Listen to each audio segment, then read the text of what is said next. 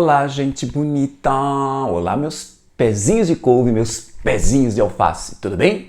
Quero falar com vocês sobre o conto Pera, Uva ou Maçã, que está no livro Morangos Mofados, de Caio Fernando Abreu. A primeira coisa que eu quero destacar para vocês sobre esse conto é que ele é narrado em primeira pessoa, ou seja, quem conta a história é uma das personagens, então a nossa perspectiva, o nosso foco, por isso que se fala no foco narrativo, o nosso foco narrativo é de dentro da história. E veja, quem conta essa história é a personagem principal. Por isso que nós chamamos esse narrador de narrador personagem. E o que ele é? Ele é um terapeuta. Eu não sei se é um psicólogo ou um psiquiatra, porque o que a gente fica sabendo? Ele vai receber a outra personagem toda segunda-feira, toda quinta-feira, às 17 horas. Então ele recebe uma menina, uma moça, uma jovem, sempre nesse horário. Então, por isso que eu digo que ele é um terapeuta. Com certeza. Agora eu quero que você preste atenção numa coisa. Como se trata de um conto, então é uma narrativa extremamente curta, tudo é importante. Então, num conto, eu não tenho uma coisa assim que sai aleatória. Não, o espaço é muito curto, a narrativa é muito breve. Então, todo elemento que aparece ali na narrativa é importante, ele precisa ser interpretado. E aí você percebe a maestria, né, a grande qualidade do Caio Fernando Abreu, porque ele vai jogando no conto coisas, né, que dão pistas sobre a personalidade dessas personagens. No caso aqui desse terapeuta, você vê, tem uma coisa que sempre atende essa moça, sempre às segundas e quintas às 17 horas. Então essa regularidade, essa constância, este padrãozinho, lembra que nesse livro critica-se muito o padrãozinho, esse padrãozinho marca a personalidade deste narrador. Além disso, a gente tem que prestar atenção nesse foco de primeira pessoa. Em outros contos aqui desse livro, o que a gente já viu até agora? Como, por exemplo, Além do Ponto, como Terça-feira Gorda. A narração em primeira pessoa faz com que a gente entre na história e aqui o que acontece? A gente cola, porque como a história está sendo contada em primeira pessoa, é um eu que fala, eu vi isso, eu fiz aquilo. Então quando a gente lê eu vi isso, eu fiz aquilo, a gente acaba se identificando com esta personagem. Então o foco narrativo em primeira pessoa muitas vezes é usado para a identificação entre leitor e narrador. Que é ótimo, por exemplo, como você vê no Terça-feira Gorda. Isso faz com que você se envolva com a história, e entenda e participe e queira. Você vai ficar indignado com os problemas sociais que estão apresentados ali. Então, esta primeira pessoa, em geral, oferece empatia. Eu me envolvo com a perspectiva do narrador, então eu vou acreditar nos valores dele e eu vou participar do que? Eu vou me envolver com a crítica social que ele está passando. Então a gente vai acreditar nessa crítica social, a gente vai embarcar nesse ponto de vista crítico. Mas não é o que acontece aqui. Essa primeira pessoa é usada para a gente perceber, olha, outra qualidade do foco narrativo em primeira pessoa. É um narrador que é parcial, ou seja, ele tem uma visão parcial dos fatos, ele não consegue ver tudo, portanto ele é o quê? Limitado. E é o que vai acontecer nesse conto. A primeira pessoa vai permitir que a gente faça uma crítica a uma personagem limitada, né? Então ele tem um pensamento fechadinho. Veja, a gente já viu essa coisa do padrão, sempre segundas e quintas às 17 horas ele atende essa jovem. Já vamos ver quem é esta jovem. Mas a gente já fica mais ou menos que irritado pelo jeito certinho dele. Por exemplo, quando ele se senta na cadeira para atender a jovem, ele se preocupa demais em não dobrar a calça, deixar a calça dobrada na região do joelho, para não amarrotar a calça. Então, ele é muito preocupado em deixar a roupa certinha. O que mais? Ele está fumando e a preocupação é com a cinza do cigarro que cai. Meu Deus, não pode cair na minha roupa. Outra coisa chatérrima que esse narrador tem, que esse protagonista tem, é engraçado, a gente imagina que os protagonistas são heróis, são pessoas maravilhosas. E aqui já tem uma coisa que já vem, acho que já vem desde o Machado de Assis, mas explode na literatura moderna. O cara que conta a história, o personagem, o herói, não é tão positivo assim, não é uma pessoa legal. Então veja, um aspecto que faz com que esse cara seja meio chatinho é que ele é uma pessoa muito controladora do tempo, ele está muito preso ao tempo, ele está muito ligado ao tempo. Você já vê, o que eu acabei de falar, pela terceira vez eu vou falar isso. Sempre às segundas e quintas-feiras, sempre às 17 horas ele atende essa mocinha. E aí ele controla o tempo conforme o cigarro vai queimando. Então a gente tem, por exemplo, o tempo de passagem equivalente à queima de um cigarro. E esse caráter limitado vai reforçar, vai ser um argumento, vai ser uma prova, uma comprovação de que esse terapeuta ele é incompetente. Veja, ele tem uma jovem, ele está cuidando de uma jovem, se ela faz terapia 2 vezes por semana, veja que ela está mal, ela não está bem. E fala-se que ela tinha sido internada antes, tanto que no final você vê, o cara está pensando em voltar a interná-la. Então veja, ela não está numa situação boa, quer dizer, não estava, porque o que acontece? Você vai perceber que no conto, ela passa por uma situação surpreendente e o cara não consegue captar isso. Que terapeuta, que psicólogo, ou psiquiatra, ou psicanalista não consegue entender as mudanças que estão passando ali na frente dele, do seu paciente. É que, na verdade, aqui nós temos uma crítica, né? Então, o Caio Fernando Abreu está reverberando, está passando para a gente uma crítica que foi muito comum na época dele, né? Então ele é um cara que se gerou, que cresceu, que teve a sua personalidade sedimentada, formada na década de 1960. E, se não me falha, a memória é só muito ruim para número, né? Mas é nessa década que surgiu uma crítica que a gente chama de antipsiquiatria. O que seria essa antipsiquiatria? A psiquiatria, a psicanálise, né, a psicologia, a função dela é fazer com que as pessoas descubram a sua personalidade, saibam lidar com seus problemas, saibam lidar com seus fantasmas, né, e saber conviver com eles, se virar, então levar a vida que segue. Tá? Então essa seria a proposta máxima, o ideal da psicanálise, da psiquiatria, da psicologia.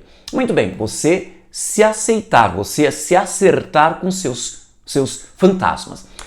Mas surgiu um lado da psicanálise ou da psiquiatria, por isso chamada antipsiquiatria, que ela está preocupada com a compartimentalização. Você vai entrar neste padrãozinho. Então, o psicólogo ou o psiquiatra estava mais preocupado não com você, não em você a se aceitar, né? Ele está mais preocupado em fazer com que você se encaixe na sociedade, você vire um padrãozinho. Então daí a ideia de antipsiquiatria, porque isso, apesar de ter feito um sucesso na década de 1960, isso é um atentado aos ideais, à base da psicologia, da psicanálise, da psiquiatria. E o Caio Fernando Abreu vai nos apresentar esse antipsiquiatra como incompetente, a ponto de não perceber que a paciente dele está com um monte de coisa mudou, ela está passando por uma mudança terrível, uma mudança maravilhosa, por uma enorme transformação, e ele não notou. Sabe aquela coisa de eu vi, a pessoa viu, mas não enxergou. Sabe a diferença? Eu vi,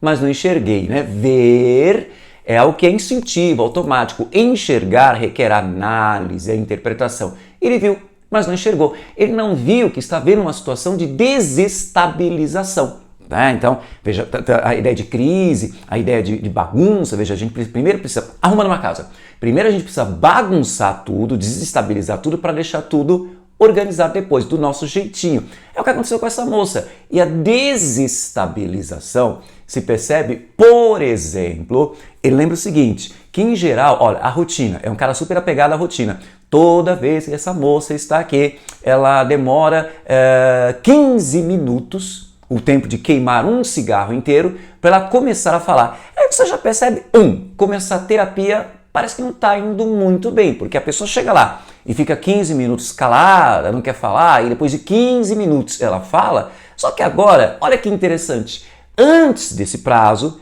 ela já fala. A primeira coisa que ela fala, suas meias estão trocadas. E veja, meias trocadas, o cara veio com meias trocadas, é a ideia da desestabilização. Uma pessoa que é tão certinha, né? Como é que ela consegue usar meias trocadas? E lembro que uma vez eu já analisei contos de fadas, já estudei sobre isso, e essa coisa de pé, essa coisa de meia, né? Veja, o sapateiro, sempre tem essa personagem nos contos de fadas que é o sapateiro. O sapateiro é o cara que está com o pé no chão, é o cara que está conectado à realidade. E olha, a desconexão com a realidade, já que as meias estão trocadas e ele não percebeu. Ele é tão incompetente, ou seja, ele não está preocupado, não sei, então incompetente para a verdadeira psicanálise, para a verdadeira psicologia, para a verdadeira psiquiatria, mas para o sistema conservador, que é o grande alvo de crítica do Morangos Mofados, esse sistema marcado pelo conservadorismo, talvez ele seja eficiente, mas está fazendo um mau serviço.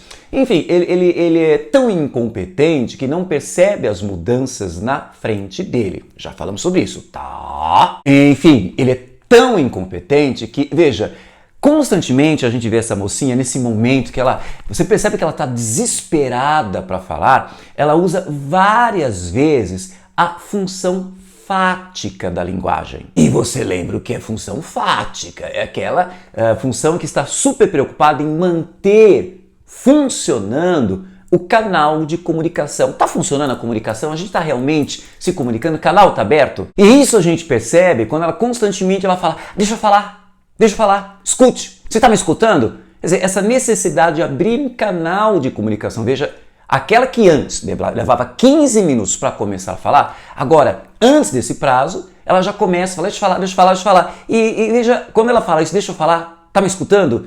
Ela percebe a falta de sintonia. Que analista é esse que não consegue estabelecer uma sintonia com seu paciente? E olha, ele é tão incompetente que não percebe nem o aspecto físico. Veja, eu imagino, olha, o cara precisa de um baita repertório para entrar no aspecto psicológico, entrar na personalidade da pessoa que é o seu paciente. Mas, veja, antes disso, ele poderia ter visto o quê? A aparência. Ele devia ter visto, quer dizer, ele viu, mas não percebeu. Ele viu que ela está com o rosto vermelho, né? Os olhos estão brilhando, depois ele fala cintilantes, é como se ela tivesse com febre. Ele até fala isso, parece que ela está com febre. Mas veja, esse calor, gente, muito calor é energia. Então uma menina que era melancólica, uma menina que era triste, agora está cheia de energia, quer dizer, ele vê o brilho, ele vê o calor e não percebe, ela está diferente, ela mudou. Agora eu preciso fazer o meu mea culpa, eu vou reconhecer uma falha minha. É nesse desespero de ela fala uma coisa interessante que eu não tinha percebido. Veja que eu devo ter lido isso aqui umas 20 vezes e somente agora que eu fui reler para gravar esse vídeo é que eu percebi algo. Então veja, nós temos uma sessão de terapia e a primeira coisa que ela fala antes daquele prazo de 15 minutos, que era a rotina, ela fala, suas meias estão trocadas. Depois ela fala, não que me importe. Parece até a Lili lá do Duolingo. Não que eu me importe. Eu não estou preocupada com isso, né? E aí, o que acontece? O terapeuta puxa esse gancho, porque a terapia se baseia na fala, então já temos um assunto, né? E ele até fala aqui, né? Quer dizer que você não se importa nem um pouco com as minhas meias? E ela fala, ela apenas abre a boca. Quer dizer, eu disse isso, mas pode ser, a impressão que me dá é essa, eu disse isso, mas pode ser que isso passe por uma outra interpretação, isso gere uma outra interpretação. E aí, ele reforça, não foi o que você disse? E ela fala, acho interessante isso. Foi. Mas o que eu quero mesmo dizer é que hoje não estou disposta a gastar. Depois ela corrige. Gastar não. Passar. Engraçado isso, né? Eu demorei para perceber. Eu não estou disposta a gastar. Veja, eu só apenas comentei que suas meias estão trocadas, mas eu não estou preocupado. Quer dizer, não que eu não me importe com isso. Não me importe, que eu não estou nem aí para você. É que eu não estou preocupada com isso. Se você quiser ficar com as meias trocadas, ok, tudo bem. Veja como ela está numa postura super interessante. Mas aí ela fala, eu não quero gastar meu tempo preocupada com isso. Só que depois ela troca o gastar, não, passar. Quer dizer, a interpretação que eu tinha feito nas leituras anteriores é essa troca do gastar para o passar. Gastar para o passar quer dizer, não é gastar o meu tempo aqui na terapia. Depois eu pensei, não, ela está querendo dizer, não, eu quero gastar o meu tempo de vida com isso, eu não quero passar apenas a vida. Mas depois eu me toquei, quando eu li agora há pouquinho esse conto, depois eu me toquei que esse passar está ligado à ideia de fruta, né? Sabe o que é uma fruta passa? Que passou do tempo, passou daquela coisa da gostosura. Tudo bem que tem uva passa, que eu amo, eu sou do time uva passa, tem uva passa, tem ameixa passa, mas veja, geralmente quando passa, já não presta mais. Então, olha, eu não quero passar, eu não quero virar passa, eu quero Veja a simbologia que está aqui. Mas voltemos, olha que interessante. Então vou repetir aqui, ela fala, foi. Mas o que eu quero mesmo dizer é que hoje eu não estou disposta a gastar. Gastar não, passar. Não se sinta agredido, não é isso. Quer dizer, eu não estou querendo dizer que, é um desperdício ficar aqui com você. Não é isso. O que acontece é que eu não estou disposta a passar. Eu aposto nas ameixas. Ai. Primeiro, você vai me dizer, lá vem o Caio Fernando Abreu com frutas. Você tem, morangos mofados, é o nome do livro. Um conto anterior, que era o quê? Terça-feira Gorda, fala-se do figo. Então sempre essa coisa da fruta. A fruta, que a gente lembra, a fruta ligada às delícias da vida. E do nada ela fala, eu aposto na ameixa. Isso é outra característica que você vai dizer, ai, o Caio Fernando Abreu, com suas narrativas extremamente modernas, em que há um experimentalismo, vamos experimentar formas diferentes de contar história. Por exemplo, você viu no diálogo, o conto só tem um diálogo, só isso, só uma sequência de falas e não fica claro do que ele está falando. Quer dizer, nenhum conto nesse livro é igual ao outro. Aí você tem, por exemplo, o conto Além do Ponto, em que é um parágrafo só. Você tem aquela coisa caudalosa que é o pensamento do sujeito lá do conto Além do Ponto. E me fez lembrar também o quê? A maneira como ela vai contar uma historinha. Então a nossa personagem aqui, a nossa paciente, ela fica tão desesperada, que lembra o desespero do protagonista do Além do Ponto, ela fica tão... É que o desespero dele é de uma natureza. Eu vou me encontrar com meu amado, estou sofrendo, blá, blá. Aqui é outro desespero. Eu preciso falar. Então nessa, tá me ouvindo? Então ela vai contar uma historinha que vai ser também uma coisa labiríntica, porque é o desespero de contar uma história. E essa história constitui uma coisa super interessante. Você vai ter dentro dessa narrativa, né, a gente acompanha a perspectiva do psicanalista, a gente abre uma história dentro de história, box, né, como se fosse um box, uma história dentro de história, que a gente já viu, por exemplo, o esquema super tradicional disso nas Mil e Uma Noites. Eu estou contando uma história, abro uma história dentro da história. Então agora é a mocinha, é a paciente que vai contar essa história, que é bem o estilo, que eu ia falar para vocês, até me perdi, eu esqueci de falar o seguinte, que é o estilo lacunar. Lacuna é um buraco, o estilo lacunar do Caio Fernando Abreu, que é uma coisa super moderna, fica uma lacuna, fica um buraco, eu aposto nas ameixas. Como assim? E mesmo ela contando a história, você fica, Quer dizer, isso força você a não ser passivo, você vai ser uma pessoa ativa. Exatamente, Beluxa. Você vai ter que ser uma pessoa ativa para que esse conto funcione, para que ele tenha sentido. Então, olha, como se o narrador falasse o quê? Vamos agir, hein?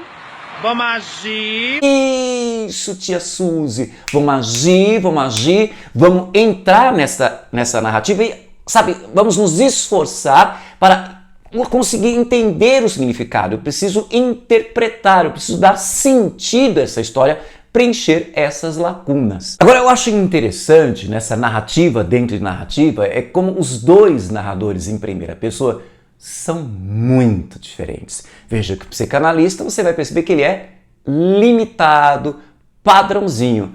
Ela não. Veja, qual é a história que ela nos conta? Ela nos conta que estava na rua, em direção, veja, ela estava andando justamente para este encontro com o terapeuta. Então lembra o Além do Ponto, uma pessoa andando na rua para se encontrar com outra, só que aqui são razões diferentes. Então ela, paciente, está indo para o seu analista. Muito bem, então ela estava andando na rua, melancólica, como sempre, desestimulada, sem achar graça na vida, e aí o que acontece? Ela vê uma vendinha, ela vê ameixas e ela se sente seduzida por aquela ameixa com, sabe, a fruta praticamente estourando, então sumarenta, a casca, né, brilhando, então ela fica tão vidrada nessas ameixas que ela compra logo 1 quilo. O interessante é que ela compra 1 quilo, ela fica pensando, mas se eu gastar esse dinheiro comprando essas ameixas, eu não vou ter dinheiro para voltar para casa. Lembra o quê? O protagonista de Além do Ponto, ele tem essa dificuldade até de dinheiro para locomoção, só que ela é diferente, nem liga, né? Ela faz, tá bom, ela faz que nem o cara do Além do Ponto, ele gastou com conhaque e cigarro, entregou seus prazeres, tá? Mas olha que interessante, são prazeres artificiais, conhaque, cigarro, entregou seus prazeres, ficou sem dinheiro para, por exemplo, andar de táxi, por isso que ele se expôs a chuva. Tá bom, você se lembra do conto Além do Ponto. Se não se lembra, veja aqui o resumo e análise no nosso canal. Mas enfim,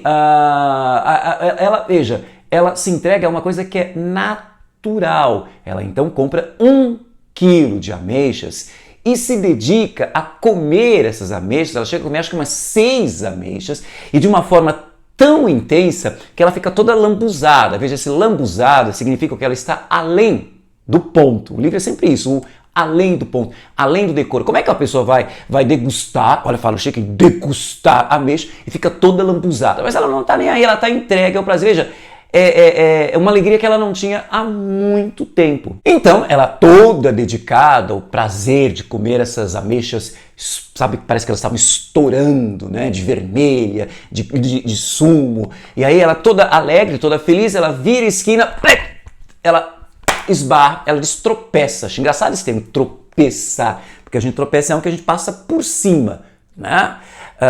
Mas ela esbarra, ela tropeça num caixão. Tinha uma casa, ela tinha uma casa amarela, em que um caixão estava saindo, quer dizer, era um enterro.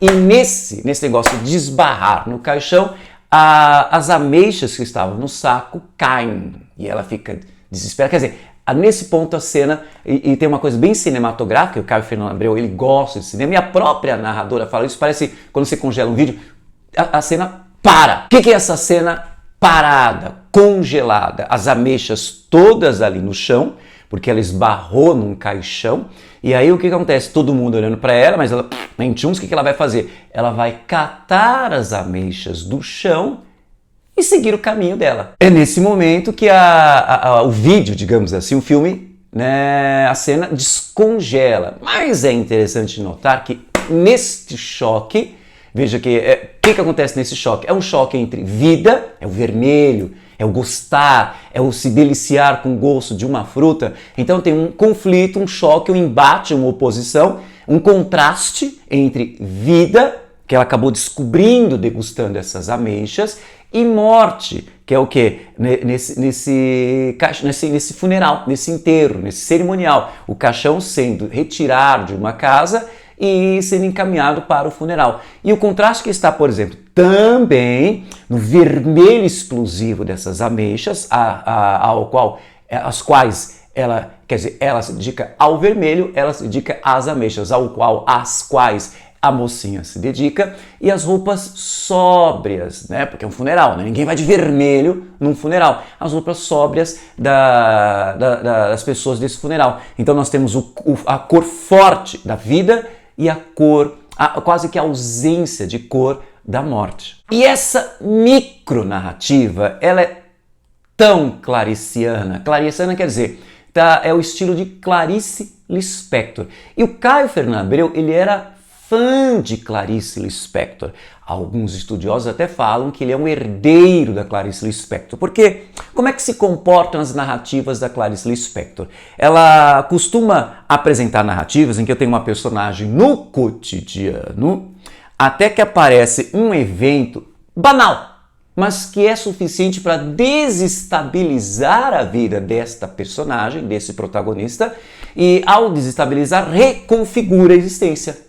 Então a personagem, ela muda o seu jeito de existir, o seu jeito de ver a partir dessa cena bobinha. E o interessante, essa reconfiguração não se dá por uma forma lógica, racional. A personagem vai dizer, nossa, olha as coisas erradas que eu estava fazendo. Eu percebi agora que eu fazendo A mais B mais C, estou fazendo tudo errado. Então a partir de agora eu vou fazer D mais E mais F. Não é isso, não tem esse lado racional. Essa reconfiguração da existência vai ser de forma intuitiva, ela não é lógica, ela é mais intuitiva, ela é mais inconsciente. Quer dizer, nesta cena em que a mocinha se depara com a morte e ela diz, eu aposto nas ameixas, quer dizer, eu invisto na vida, eu quero viver, nem que seja uma coisa, sabe, tão simples como a gente viu aqui, ó, nesse vídeo, sobre o quê? Sobre o próprio Morangos Mofados.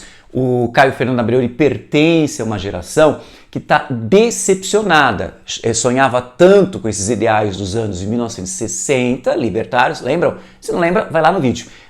Ou se não sabe, vai lá no vídeo. Então, esses ideais libertários, que no mundo trouxe realmente modernização, só que no Brasil nós temos ditadura militar, associada a um conservadorismo. Então, isso castrou toda a geração do Caio Fernando Abreu. E essa mocinha parece que ele é um alter ego do Caio Fernando Abreu. E mais ainda, é o alter ego, ela representa toda a geração do Caio Fernando Abreu. O pessoal dos anos 60, que sonhou tanto, né? Lembra os meus heróis, né? O Cazuza falando, morreram de overdose, meus inimigos estão no poder, ideologia, eu quero uma pra mim. Então, o pessoal que está perdido. E aí o que acontece? Essa geração perdida é justamente dessa mocinha que está precisando de um analista. Agora, uma coisa que eu esqueci de falar no comecinho do vídeo, este conto pertence à parte Os Morangos. Diferente da primeira parte, que é o mofo, o que acontecia na primeira parte? Nós temos personagens que têm seus ideais de vida, seus prazeres castrados por uma sociedade conservadora, ou seja, mais pior que isso, marcada pelo conservadorismo. Aqui, veja, continuamos com esta sociedade marcada por um conservadorismo castrador. Só que aqui em Os Morangos, as narrativas, os contos desta segunda parte, elas apresentam personagens que, apesar de você, amanhã há de ser outro dia, apesar dessa sociedade conservadora, castradora, limitadora, ela encontra seus meios de se satisfazer, que é o que acontece aqui. Veja, pode ser um prazer simples, mas é um prazer. Eu aposto nas ameixas, ou seja, eu aposto na vida. Então, como nas narrativas da Clarice Lispector, nós temos uma personagem que tem uma epifania. Epifania é uma palavra que vem da religião. Lembra quando um santo, ou então que um Espírito Santo, ou um anjo, ou o próprio Jesus Cristo, ou Deus, se manifesta para aquela personagem, faz a personagem a revelação que muda completamente a vida dela. É uma palavra usada muito em histórias de santos. Só que na literatura moderna, ela é associada ao quê? A epifania não é uma coisa assim tão divina, mágica, não. É algo do cotidiano. Aqui, essas ameixas que se confrontaram com um caixão. Então, essa epifania, ela está tão epifânica, ela está tão mergulhada numa revelação, por isso o rosto dela está brilhando. O cara pensa, será que ela está com febre? Diz o analista. Olha como ele não enxergou, viu, mas não enxergou. Os olhos cintilantes. Então há uma mudança e ele não percebeu. Por exemplo, ele não percebeu, olha a mudança, ela riu. Quando ela conta essa história, ela sorriu. A menina que era melancólica, ela sorriu. O cara viu, nossa, ela nunca sorria. Ela não fazia tempo que ela não sorria e agora ela está sorrindo. Ele não notou. Ela está diferente. Veja, repito, ele não viu. Ela riu. Ela tá diferente, não tá mais melancólica. Mas por que ela riu? Porque nesse momento de epifania, ela tá feliz. Então ela volta ao passado.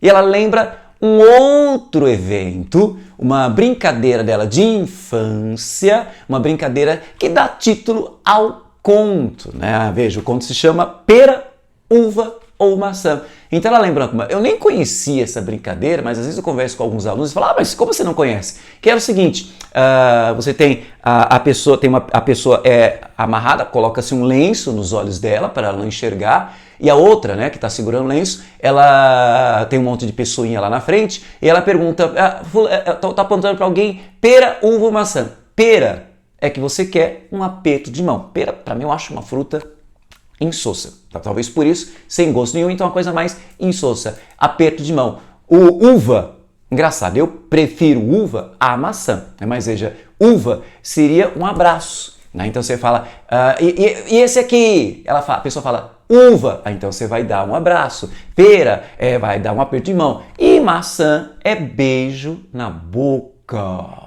Então veja, era uma coisa aleatória, né? Porque tá com os olhos vendados e você não sabe para quem que você vai dar o beijo na boca, para quem você vai dar o abraço, para quem você vai dar o aperto de mão. Mas ela Malandrinha. O que ela fazia? Ela dizia que sempre tinha uma combinação com a amiguinha, na maneira como puxava o lenço, então a amiguinha já sabia que era a pessoa por quem ela estava afim, então na maneira que ela já puxava o lenço já é um sinal, aquela pessoa, isso diz, maçã. E quando ela lembra disso e conta para o analista, ela ri de novo. E a reação do analista, ele bocejou, tentou controlar, disfarçou, mas bocejou. Repito, ele está diante de uma mudança, ele está vendo essa mudança, mas não está enxergando. Que incompetência! Tudo bem que a moça parece louca, porque ela está falando, uma hora fala de uma história de ameixa, depois agora fala do nada, começa a falar do que? De pera, uva ou maçã, duas histórias desconexas, quer dizer, desconexas, para quem é padrãozinho, para quem pensa na ordem racional, mas no campo simbólico, que mexe com símbolos do inconsciente, com aquela energia do subconsciente, que é a matéria-prima de um psicanalista. Um psicanalista, um psicólogo, um analista de qualidade, competente, deveria ter feito essas conexões e captado o sentido. O que ele não fez. O que eu, que sou apenas uma camponesa. Aliás, nem isso, menos do que uma camponesa, eu, um mero professor de literatura, mostrei para vocês. Então, essa coisa do degustar a fruta, tá ligado a esses prazeres da vida, né? Então, você, apesar de todas essas dificuldades, apesar de todos esses obstáculos, apesar de toda essa decepção, apesar de todo esse desencanto, dessa frustração, a gente tem condições de encontrar meios para encontrar, sabe, algum sentido para a existência, para aproveitar a vida, pelo menos com o que temos. É o que tem para hoje. É o que tem para hoje, mas veja, essa explosão de vida é uma coisa maravilhosa. Encontrar prazer na existência, nas coisas simples, de degustar uma ameixa, gente, isso é uma delícia, uma maravilha. Então, essa moça que teve a sua epifania, ai, tadinha, o que acontece? Ela está super preocupada, eu vejo isso como um gesto dela, de super preocupada em resgatar o terapeuta dela. Então esse desespero de contar, histórias de contar, é como se fosse, quer dizer, eu entendo dessa forma, ela quer resgatar, olha, eu encontrei a luz, então eu quero que você também encontre a luz, encontre o sentido de sua existência. Veja como a vida é maravilhosa, é por isso que ela, tadinha, olha que ingênua, ela que fica a sessão toda segurando, né, aqui no peito, então essa coisa que é uma coisa que vem do coração, do amor, com emoção, então ela está na bolsa, então o que ela faz? Ela consegue abrir a boca e o terapeuta, o que será que ela tem? Quer dizer, ele pergunta, mas não vai em frente. Eu vejo, mas não enxerga. O que será que ela tem assim, segurando? E aí ela abre a bolsa e entrega uma ameixa para ele. Entendeu essa simbologia? Entrega uma ameixa, quer dizer, encontre prazer na vida. Deixe de ser padrãozinho, se joga. Se entregue, né? Então ela entrega essa ameixa e ainda ela fala assim, para você. E ele fala um obrigado, automático, ele nem presta atenção. Ele mesmo fala, nem prestei atenção, nem notei no obrigado. Porque ela fala assim, feliz ano novo. E ele fala, obrigado. E ela sai. E tem aqui coisas super interessantes. Primeiro, o cara fala, o psicanalista, né, o analista, ele fala, mas é engraçado que ela fala feliz ano novo e é setembro. Olha como ele é padrãozinho. Ele vê o calendário. No calendário tá setembro como feliz ano novo. Feliz ano novo quer dizer, é uma nova vida. É uma nova vida, começa uma nova existência, começa uma nova vida. Então para ela é, sim, feliz ano novo. Entrega para ele. Engraçado que a ameixa me faz lembrar também Natal, Réveillon, final do ano, mudança. Então ela entrega essa ameixa e diz feliz ano novo. E vai, como se ela, veja, pela primeira vez, ele não percebe o significado. Ele viu, ela nunca fez isso, mas não enxergou o que quer dizer isso. Ela é que terminou a sessão. Eu creio que ela se deu alta aqui, não sei. Mas ela terminou a sessão, foi embora. Tanto que primeiro ele ficou estático, a menina foi embora, aí foi atrás dela, não sei se a sessão ainda não acabou, né? Então ele foi lá na porta, cara, não tinha mais sinal da mocinha. Então ele volta, veja como ele é limitado, ele não entendeu a simbologia do feliz ano novo, uma nova existência, e a preocupação dele nesse momento é o quê? Veja, esse terapeuta que, engraçado que eu tô lembrando agora, no instante que a mocinha entregou a ameixa, ele viu que ela estava com os olhos cintilantes, brilhando. Ele não entendeu, ele não percebeu. Nossa, que incompetência. Mas veja, a preocupação dele, ele volta para a sala, a ameixa, o que ele faz? A ameixa, ele deixa de... Olha como Caio Fernando Abreu vai usar algumas simbologias interessantes, porque a literatura excelente, de qualidade, é isso. Ela diz sem dizer. Ela apresenta umas coisas ao pé da letra, literalmente falando, mas a gente tem que captar aquilo que ele não disse. Né? O que está nas entrelinhas. Por exemplo, ele deixa de lado a ameixa, olha como ele é limitado, ele não entendeu, ele não se entregou aos prazeres e pegou a agenda. Olha o padrãozinho, o cara que é super preocupado com o horário, sim, ele está super preocupado com o horário, com organização. Então, veja, deixar de lado a ameixa e se dedicar à agenda significa deixar de lado os prazeres da existência para se preocupar com as obrigações de calendário, de agenda. Você está entendendo onde eu quero chegar? E ele fica pensando assim, olha, essa menina tá louca, né? E ele pensa, acho que eu vou ligar para a família dela e tratar de interná-la novamente, tá? Mas o que acontece? O nosso narrador ele destaca, ele fica pensando nisso e a única coisa que ele tem de companhia é o som do relógio, tic-tac, o relógio com o tempo passando, então a marcação, o condicionamento do tempo, ele está preso ao tempo, ele é muito organizadinho, programáticozinho, né? E o som do ar-condicionado funcionando. Veja, o ar-condicionado, eu vou condicionar o ar, eu vou deixar o ar comportadozinho. Então ele é um cara da compartimentalização, tudo no padrãozinho. É o tempo, ele está subordinado, ele está condicionado ao tempo e ao ar-condicionado. Né? Agora, isso não está funcionando. Tanto não está funcionando que, primeiro, e ele não percebe essas desestabilizações. Primeiro, as meias estão trocadas.